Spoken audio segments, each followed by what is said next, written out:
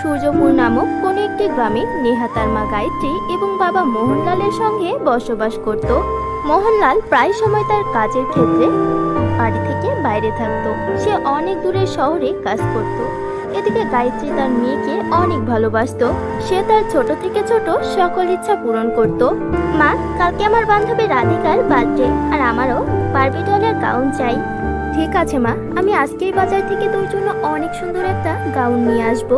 এটা শুনে নেহা অনেক খুশি হয়। নেহা যখন সন্ধ্যাবেলায় তার বান্ধবীর বার্থডে পার্টি থেকে বাড়িতে ফিরে আসে, তখন দেখে যে তার মা বিছানায় শুয়ে আছে। আরে মা, তুমি শুয়ে আছো কেন? তোমার কি শরীর খারাপ?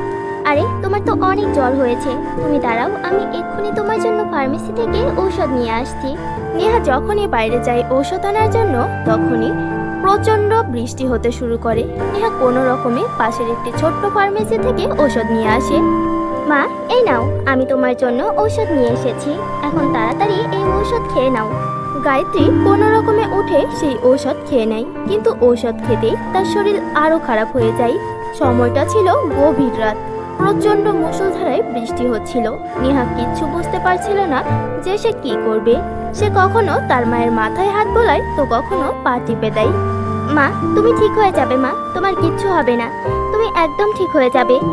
মা, আমাকে ক্ষমা করে দিস, এখন আর কিছুই হবে না, আমার শেষ সময় চলে এসেছে। তুই শুধু একবার তোর বাবাকে ফোন করে ডাক। মা, এ কি বলছো? তোমার কিচ্ছু হবে না, আমি এক্ষুনি বাবাকে ফোন করছি। দেখো, বাবা এসে তোমাকে অনেক ভালো একটা হাসপাতালে নিয়ে যাবে, আর তুমি একদম ঠিক হয়ে যাবে। এইসব কথা আর বলবে না। নেহা তাড়াতাড়ি করে তার বাবাকে ফোন করে, কিন্তু নেটওয়ার্ক স্লো ছিল। এর কারণে নেহার বাবা নেহার একটা কথাও শুনতে পায় না। বাবা, তুমি তাড়াতাড়ি বাড়িতে এসো, মায়ের শরীর অনেক খারাপ। তুমি তাড়াতাড়ি বাড়িতে এসে মাকে ডাক্তারের কাছে নিয়ে যাও। মানিহা, আমি কিছু শুনতে পাচ্ছি না, মনে হচ্ছে নেটওয়ার্ক নেই। আমি 2 দিন পর বাড়িতে ফিরে আসছি। এখন আমার ইম্পর্টেন্ট একটা কাজ আছে, ফোন রাখি। আর এরপর ফোন কেটে যায়। নেহা তার মায়ের এমন খারাপ অবস্থা দেখে ভীষণ হতাশ হয়ে পড়ে এবং সে প্রতিবেশীদের কাছে যায় সাহায্য চাওয়ার জন্য। কিছু মানুষ তার উপর দয়া করে তার মায়ের কাছে আসে এবং তারা তার মাকে নিয়ে হাসপাতালে যায়। কিন্তু হাসপাতালে যেতে অনেক দেরি হয়ে গিয়েছিল, আর হাসপাতালে পৌঁছানো মাত্রই তার মায়ের মৃত্যু হয়। এভাবেই নেহার ওপর শোকের ছায়া নেমে আসে। নেহা হয়ে যায় অনাথ। মা, তুমি আমাকে এভাবে একা ছেড়ে যেতে পারো না, তুমি তো আমাকে অনেক ভালোবাসতে, তাহলে এভাবে একা ফেলে কেন চলে গেলে? মা, ওঠো না মা, মা ফিরে এসো, আমি তোমাকে ছাড়া থাকতে পারবো না। কান্না করতে করতে নেহার অবস্থা খুব খারাপ হয়ে গিয়েছিল। আর ততদিনে নেহার বাবাও বাড়িতে ফিরে আসে। নেহার মায়ের এমন ঘটনা শুনে নেহার বাবা অনেক কষ্ট পায় এবং সে তার মেয়েকে জড়িয়ে ধরে কান্না করে। আমাকে ক্ষমা করে দাও মা, আজকে আমার কারণে তুমি তোমার মাকে হারিয়েছো। আজকে আমি যদি সময় মতো এখানে থাকতাম, তাহলে তোমার মায়ের মৃত্যু হতো না। আজকে সবকিছুর জন্য আমি দায়ী। এরপর সে তার স্ত্রীর শেষ কাজ করে। এরপর থেকে মোহনলাল তার সকল কাজ ছেড়ে তার মেয়ে নেহার সঙ্গে গ্রামে বসবাস করতে শুরু করে। উফ বাবা, কি করেছো এটা? সবজিতে তো লবণই হয়নি। উফ বাবা, এভাবে কে বেনুনি করে বলো তো? আজকে তোমার কারণে আমাকে আবারও চুল খোলা রেখে স্কুলে যেতে হবে। তোমাকে দিয়ে একটা কাজও হয় না। আর একদিন মোহনলালের বোন সুমিত্রা সেই বাড়িতে আসে এবং মোহনলালকে এইভাবে দৌড়ে দৌড়ে নিজের বাড়ির কাজ করতে দেখে বলে, রাখো ভাই, এগুলো তোমাকে দিয়ে হবে না, এগুলো মেয়েদের কাজ, মেয়েরাই ভালো পারে। আর আমি বলি তুমি একটা দ্বিতীয় বিয়ে করে নাও। বোন সুমিত্রা, আমি আমার স্ত্রীকে অনেক ভালোবাসতাম, কিন্তু শুধুমাত্র আমার কাজের প্রেশারের কারণে আমি ওকে সময় দিতে পারিনি। আজকে যদি কাজ রেখে ওদের ওপরে একটু খেয়াল করতাম, তাহলে ওদের এই অবস্থা হতো না, আর আমাকেও এইভাবে নাজেহাল হতে হতো না। আমাকে ক্ষমা করে দাও গায়ত্রী, আমি অনেক বড় ভুল করে ফেলেছি। ভাইয়া, যেটা হওয়ার ছিল হয়ে গেছে, আর ভাগ্যকে কেউ পরিবর্তন করতে পারে না, এতে আমাদের কোনো হাত নেই। কিন্তু এই ছোট্ট বাচ্চাটার এখন মায়ের ভালোবাসার প্রয়োজন। ভাইয়া, একবার ভেবে দেখো, নিজের জন্য না হলেও ওই মেয়েটার জন্য আবার বিয়ে করো। বোনের এতবার করে অনুরোধ করার পর মোহনলাল দ্বিতীয় বিয়ে করে বিমলা নামের একজন বিধবা মহিলার সঙ্গে। বিমলার প্রথম থেকেই একটা মেয়ে ছিল, যার নাম ছিল ভূমিকা। বাড়িতে এসে প্রথম প্রথম বিমলা নেহাকে অনেক কেয়ার করত। তার প্রত্যেকটা জিনিসের খেয়াল রাখতো, তাকে সময় মতো খাবার খেতে দিত, তার অনেক যত্ন করত। এটা দেখে মোহনলালেরও একসময় মনে হয়েছিল যে সে দ্বিতীয় বিয়ে করে কোনো ভুল করেনি। এরপর মোহনলালও আস্তে আস্তে তার ব্যবসা বাণিজ্যের দিকে খেয়াল করতে শুরু করে। মা নেহা, আমি আমার কাজের ক্ষেত্রে আবারও বাইরে যাচ্ছি। ততদিন তুমি তোমার খেয়াল রেখো এবং তোমার বোন আর মায়েরও খেয়াল রেখো। ওদের সাথে ভালোভাবে থেকো। বাবা, আমার আপুকে একদম পছন্দ হয় না। ও আমার সাথে সব সময় ঝগড়া করে। ও অনেক হিংসা করে আমাকে। আমি এখানে থাকবো না। তুমি আমাকে তোমার সঙ্গে করে নিয়ে চলো। মানিহা, তুমি আমাকে নিজের মা ভাবো না, তাই না? তার কারণেই আমার থেকে দূরে চলে যেতে চাইছো। না মা, আমি তোমাকে ছাড়া কোথাও যাব না। তুমি আমার আপন মায়ের মতোই। বাবা, তুমি একাই শহরে যাও আর আমার জন্য অনেক খেলনা নিয়ে এসো। এদিকে এইসব দেখে ভূমিকার রাগ একদম মাথায় উঠে যায় আর সে তার মাকে বলে, এ কি মা, কি হচ্ছে এসব? তুমি আমার মা আর তুমি আমার বদলে ওই নেহার বাচ্চাকে আদর করছো। আমার তো এখন মনে হচ্ছে আমি না, ওই তোমার আপন মেয়ে আর আমি তোমার সৎ মেয়ে। আরে বোকা অন্ধর বাচ্চা, তুই তোর মাকে এখনো চিনতে পারলি না? আরে এই সব কিছু করেছি ওই মোহনলালকে বোঝানোর জন্য, ওর অন্ধ বিশ্বাসটা জেতার জন্য। আর আমার সেই কাজ হয়ে গেছে। এখন তুই শুধু দেখে যা যে আমি কি করি। এই সতীনের বাচ্চাকে আমি এত জ্বালাবো যে ও আত্মহত্যা করতে বাধ্য হবে। আর এরপরে বিশাল সম্পত্তি, প্রপার্টি সবকিছু তোর নামেই হবে। আরে মা, সত্যি জবাব নেই তোমার। এখন আমার পুরোপুরি বিশ্বাস হয়ে গেছে যে তুমিই আমার আপন মা। আর এরপর দুই মামি হাসতে শুরু করে। নেহার বাবা যাওয়া মাত্রই নেহার উপর তাদের দুই মামির অত্যাচার বেড়ে যায়। নেহা, ওই নেহা, কোথায় গেলি তুই? আচ্ছা, তো মহারানী এখানে পড়াশোনা করছে। পড়াশোনা করে কি করবি শুনি? দেশ শাসন করবি? তোর পড়ালেখা শেষ, এখন থেকে বাড়ির কাজে মন দে, বুঝলি? মা, এ কি কথা বলছো তুমি? তোমার মাথা ঠিক আছে তো? কি হয়েছে তোমার? নিহার বাচ্চা, তুই আমার মাকে দিয়ে নিজের অনেক সেবা করিয়ে নিয়েছিস। এখন তুই আমাদের সেবা করবি, বুঝলি? নয়তো মেরে মেরে তোর অবস্থা খারাপ করে দেব। আরে কি বলছো? মাথা ঠিক আছে তো? পাগল হয়ে যাওনি তো? আরে তোমাদের এই কথাতে আমি ভয় পাচ্ছি না। ছোট হয়েছি তো কি হয়েছে? আমি এক্ষুনি বাবাকে ফোন করে বলছি। নেহা যখনই তার বাবাকে ফোন করতে চায় তখনই বিমলা তার হাত থেকে ফোনটা কেড়ে নেয় এবং বলে, মনে হচ্ছে তোর অনেক সাহস বেড়ে গেছে, তুই এইভাবে মানবি না। আর তারা তাকে অনেক মারে। মা, ছেড়ে দাও আমাকে। তোমরা আমার সাথে এমনটা কেন করছো? ছেড়ে দাও আমাকে। কি করেছি আমি? দেখো, আমার বাবা বাড়িতে আসলে তোমাদেরকে ঘাড় ধাক্কা দিয়ে এই বাড়ি থেকে বের করে দেবে। হ্যাঁ, ঠিকই বলেছিস, কিন্তু আফসোস সেই দিনটা দেখার জন্য তুই বেঁচে থাকবি না। এরপর বিমলা আবারও তাকে মারতে শুরু করে। এরপর ভূমিকা বলে, আরে আরে, এবার থামো মা। বেচারিকে মৃত্যুর আগে কিছু খেতে তো দাও। যা, এবার চুপচাপ কিচেনে গিয়ে আমাদের জন্য খাবার বানিয়ে নিয়ে আয়। বেচারি কান্না করতে করতে কিচেনে চলে যায় এবং সেখানে বসে অনেক কান্না করে। মা, তুমি কোথায়? আমাকে ছেড়ে কেন চলে গেলে? দেখো, তুমি যাবার পরে আমার কি অবস্থা হয়ে গেছে। আমি এখন কিভাবে খাবার বানাবো? আমি তো কোনো খাবার বানাতেই জানি না, কিন্তু এখন যদি খাবার না বানাই তাহলে সৎ মা আর সৎ বোন আমাকে মেরে ফেলবে। এখন আমি কি করব মা? এমনটা বলে নেহা কান্না করছিল। হঠাৎ করেই নেহার মায়ের আত্মা সেখানে হাজির হয় এবং নেহাকে বলে, মা নেহা, আমাকে ক্ষমা করে দাও। আমি সময়ের আগে তোমাকে ছেড়ে চলে গেছি, তোমার খেয়াল রাখিনি। কিন্তু এখন আমি আর তোমার ওপর কোনো অত্যাচার হতে দেব না। এটা বলে নেহার মায়ের আত্মা জাদু করে। সঙ্গে সঙ্গে নেহার গায়ের সকল ক্ষতর দাগ একদম ভালো হয়ে যায়। মা, এখন আমার যাবার সময় হয়ে গেছে।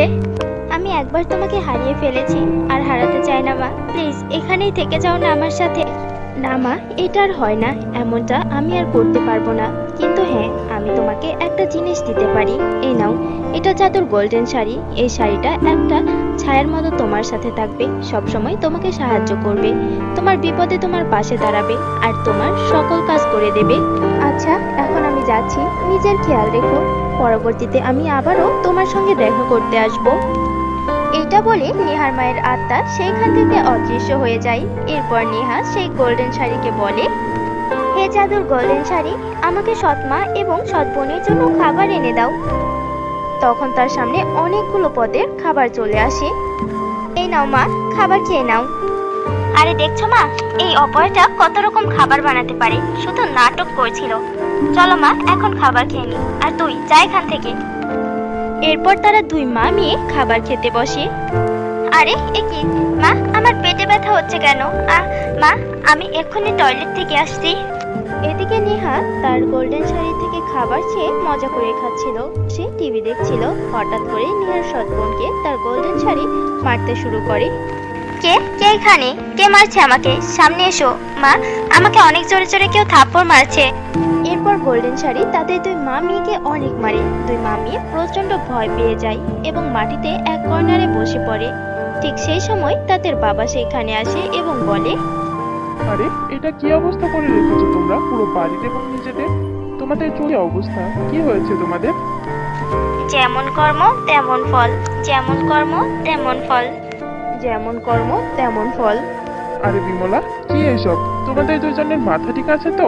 এরপর তার বাবা নেহাকে ডাক দেয়। নেহা সেখানে আসে এবং নেহার সঙ্গে সঙ্গে গায়ত্রীর আত্মাও সেখানে আসে। এরপর সে নেহা এবং নেহার সৎ মা সৎ বোনের ব্যাপারে নেহার বাবাকে সবকিছু খুলে বলে।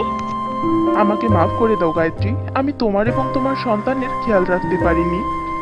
আরে না, এতে তোমার কোনো দোষ নেই। এটা আমাদের কপালে ছিল, আমাদের ভাগ্যটাই তো খারাপ। আচ্ছা বাদ দাও, এই তুই মা মেয়েকে আমি শিক্ষা দিয়ে দিয়েছি।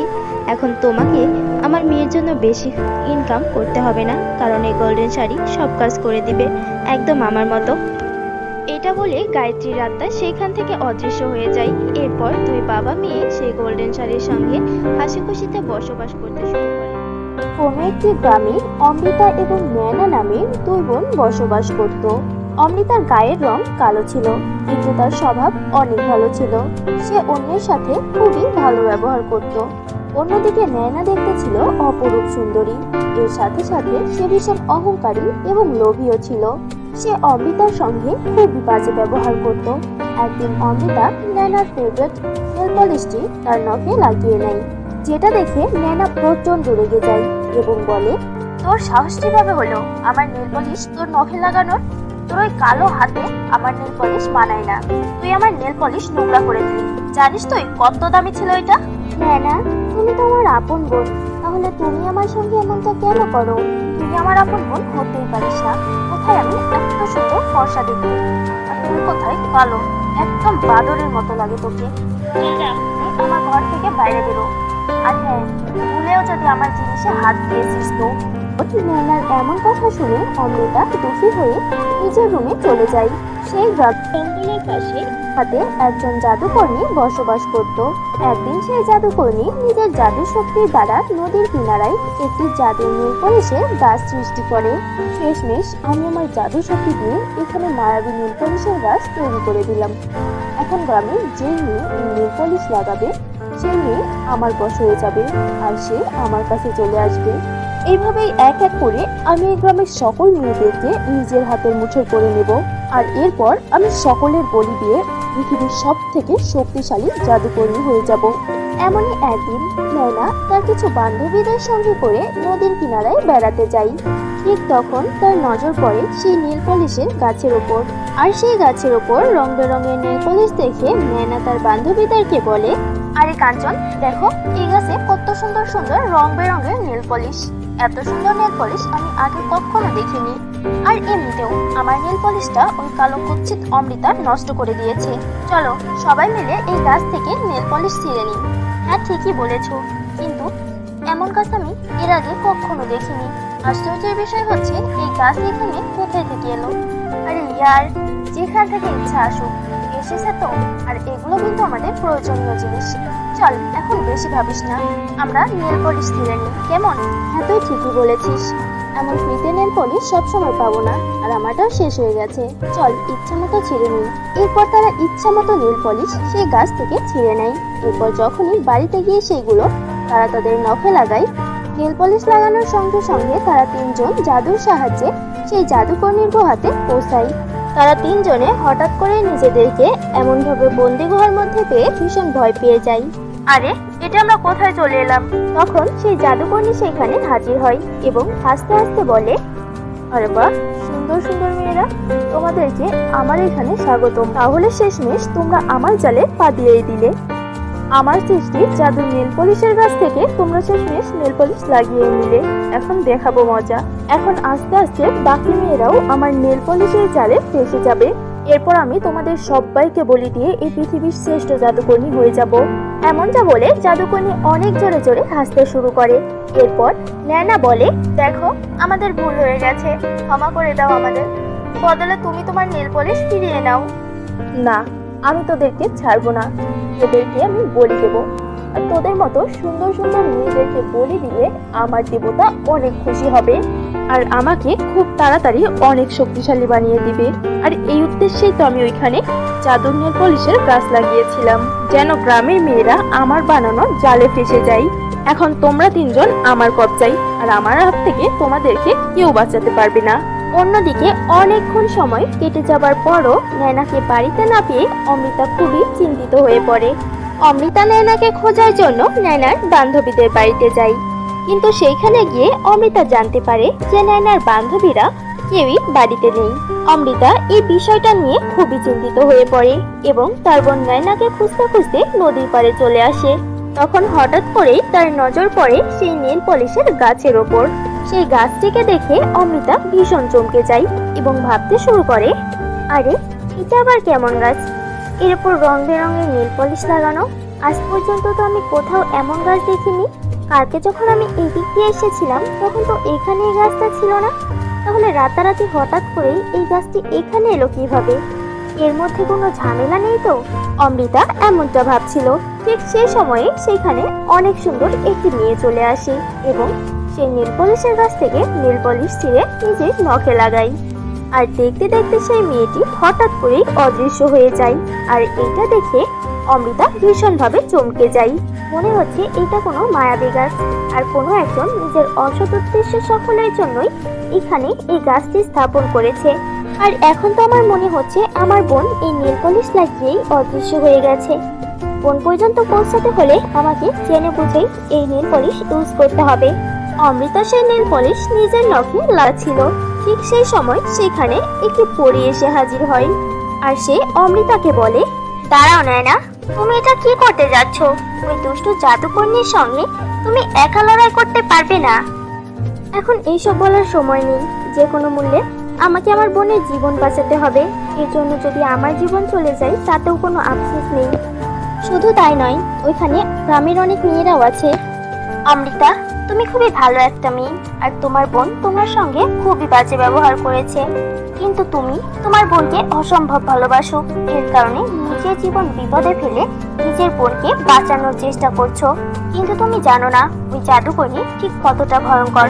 ও গ্রামের সুন্দর সুন্দর মেয়েদেরকে বলি দিয়ে সব থেকে শক্তিশালী জাদুকর্ণী হতে চাই। এর কারণে আমি তোমাকে এই জাদুর ছাই দিচ্ছি। ওইখানে যেই তুমি জাদুকর্ণীর শরীরে এই জাদুর ছাই লুকিয়ে লুকিয়ে ছিটিয়ে দিও। এই জাদুর ছাই ওর শরীরের স্পর্শে আসলেই ও ভস্ম হয়ে যাবে। এরপর অমৃতা সেই জাদুর ছাই নিজের কাছে লুকিয়ে নেয় এবং সেই জাদুর নেল পলিশের কাছ থেকে একটা নেল পলিশ ছিঁড়ে নেয় এবং সেটা নিজের নখে লাগিয়ে নেয়। আর চোখের পলকেই সেও সেই জাদুকর্ণীর গুহাতে পৌঁছে যায়। আর সে জাদুকর্ণীকে ডাকতে শুরু করে, দুষ্ট জাদুকর্ণী, আমার সামনে আই। আমি জানি যে তুই আমার বোন এবং বাকি গ্রামের মেয়েদেরকে এখানে বন্দি করে রেখেছিস। তোর ভালো এইটাতেই হবে যে ওদের সবাইকে ছেড়ে দে, নয়তো তোর সাথে কিন্তু ভালো হবে না। তখন জাদুকর্ণী হাসতে হাসতে সেখানে এসে উপস্থিত হয়। তুই আমার কিচ্ছু করতে পারবি না। তুই তো একটা সাধারণ মেয়ে, আর আমার কাছে জাদুর শক্তি আছে। আর আমি খুব তাড়াতাড়ি সব মেয়েদের বলি দিয়ে অনেক শক্তিশালী হয়ে যাব। আমি তোকে কখনোই এটা করতে দিব না দুষ্ট জাদুকর্ণী। তোর উদ্দেশ্যে আমি তোকে কখনোই সফল হতে দিব না। অমৃতার এই কথা শুনে জাদুকর্ণী তাচ্ছিল্যের হাসি হাসতে শুরু করে। আর এই সুযোগেই অমৃতা সেই জাদুর ছাই বের করে জাদুকর্ণীর ওপর ছিটিয়ে দেয়। জাদুর ছাই পড়তে জাদুকর্ণীর গায়ে জ্বালা করতে শুরু করে এবং তার গায়ে আগুন ধরে যায়। আর সে চিৎকার করতে শুরু করে, আরে এটা কি হচ্ছে? আমার গায়ে আগুন ধরে গেল কিভাবে? আরে কেউ বাঁচাও আমাকে! এটা বলে জাদুকর্ণী চিৎকার করতে থাকে। আর চোখের পলকে জাদুকর্ণী পুড়ে একদম ছাই হয়ে যায়। জাদুকর্ণী মারা যেতেই সকল মেয়েরা জাদুকর্ণীর কারাগার থেকে মুক্তি পেয়ে যায়। এরপর সকল মেয়েরা অমৃতাকে ধন্যবাদ জানায়। নয়নাও তার কাজের জন্য অনেক পস্তায় এবং সে অমৃতার কাছ থেকে ক্ষমা চায়।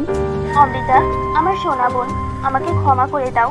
আমি সবসময় তোমার গায়ের কালো রং নিয়ে তোমার সাথে মজা করেছি, কিন্তু তুমি আমাকে কত ভালোবাসো। আমাকে খুঁজতে খুঁজতে তুমি তোমার জীবন বাঁচিয়ে রেখে এইখান পর্যন্ত চলে এসেছো, আর আমার জীবন বাঁচিয়েছো। সত্যি তুমি এই পৃথিবীর সব থেকে ভালো একটা বোন। এটা বলে নয়না অমৃতাকে জড়িয়ে ধরে। এরপর অমৃতা, নয়না এবং বাকি সকল মেয়েরা খুশি হয়ে নিজেদের বাড়িতে ফিরে আসে। জাদুকরীর মৃত্যুর পর সবকিছু ঠিক হয়ে যায় আর সবাই হাসি খুশিতে বসবাস করতে শুরু করে। কোনো একটি গ্রামে অমৃতা এবং নয়না নামে দুই বোন বসবাস করত। অমৃতার গায়ের রং কালো ছিল, কিন্তু তার স্বভাব অনেক ভালো ছিল। সে অন্যের সাথে খুবই ভালো ব্যবহার করত।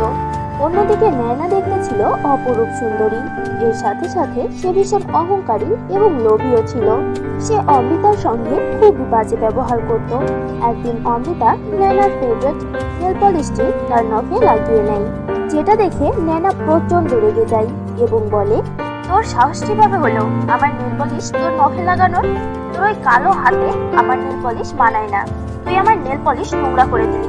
জানিস তুই কত দামি ছিল এটা? নয়না, তুমি তো আমার আপন বোন, তাহলে তুমি আমার সঙ্গে এমনটা কেন করো? তুই আমার আপন বোন হতেই পারিস না। কোথায় আমি এত সুন্দর ফর্সা দেখতে, আর তুই কোথায় কালো? একদম বাদরের মতো লাগে তোকে। চল যা, আমার ঘর থেকে বাইরে বেরো। আর হ্যাঁ, ভুলেও যদি আমার জিনিসে হাত দিয়েছিস তো। নয়নার এমন কথা শুনে অমৃতা দুঃখী হয়ে নিজের রুমে চলে যায়। সেই জঙ্গলের পাশে হাতে একজন জাদুকর্ণী বসবাস করত। একদিন সেই জাদুকর্ণী নিজের জাদু শক্তির দ্বারা নদীর কিনারায় একটি জাদু নেল পলিশের গাছ সৃষ্টি করে। শেষমেশ আমি আমার জাদু শক্তি দিয়ে এখানে মায়াবী নেল পলিশের গাছ তৈরি করে দিলাম। এখন গ্রামে যে মেয়ে এই নেল পলিশ লাগাবে সেই মেয়ে আমার বশ হয়ে যাবে আর সে আমার কাছে চলে আসবে। এইভাবেই এক এক করে আমি এই গ্রামের সকল মেয়েদেরকে নিজের হাতের মুঠোয় করে নেব, আর এরপর আমি সকলের বলি দিয়ে পৃথিবীর সব থেকে শক্তিশালী জাদুকর্মী হয়ে যাব। এমনই একদিন নয়না তার কিছু বান্ধবীদের সঙ্গে করে নদীর কিনারায় বেড়াতে যাই। ঠিক তখন তার নজর পড়ে সেই নেল পলিশের গাছের ওপর, আর সেই গাছের ওপর রং বেরঙের নেল পলিশ দেখে নয়না তার বান্ধবীদেরকে বলে, আরে কাঞ্চন, দেখো এই গাছে কত সুন্দর সুন্দর রং বেরঙের নেল পলিশ। এত সুন্দর নেল পলিশ আমি আগে কখনো দেখিনি। আর এমনিতেও আমার নেল পলিশটা ওই কালো কুৎসিত অমৃতা নষ্ট করে দিয়েছে। চলো সবাই মিলে এই গাছ থেকে নেল পলিশ ছিঁড়ে নিই। হ্যাঁ, ঠিকই বলেছো, কিন্তু এমন গাছ আমি এর আগে কখনো দেখিনি।